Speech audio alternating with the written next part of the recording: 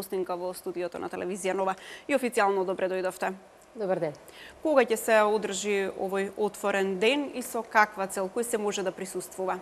Така, се одржува задутре, четврток на 6 април, со почеток веќе од 9:30 часот па натаму.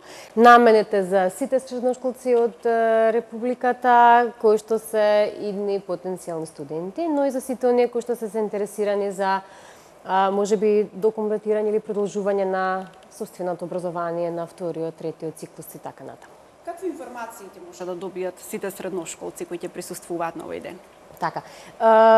Таму ќе бидат изложени, кога велам таму, се мисли на делот каде што се наоѓаат или кампусот каде што е ректоратот, филолошкиот факултет, економскиот и правниот факултет. Ќе бидат изложени практично материјали и штандови за сите 24 факултети кои што го сочинуваат Универзитетот Кирил и Методи. И потенцијалните студенти ќе можат да се информираат за студиските програми, подетално за наставните програми на конкретните факултети на кои што сакаат да се запишат, ќе може да добијат издвоени совети за кариерен развој и така натаму. А од кого ќе може да ги добијат овие совети? Да, од наставниот кадар, од актуелните студенти кои што студираат на факултетите. Така. Професор Фрицканд, вие доаѓате од филозофскиот факултет, вие сте професор по развојна психологија.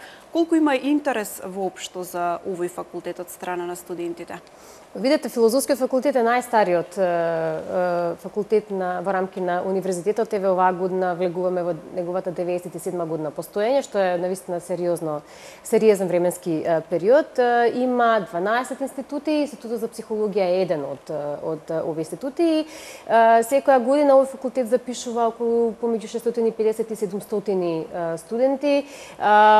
Интересот е навистина голем, посебно за одредени институти, меѓу кои е и Институтот за психологија, така што очекуваме и оваа година. Конкурсите ќе се објават најверојатно некаде во мај месец, уписите се од средината на август до средината на септември, сите тие прв, втори, трети уписен рок.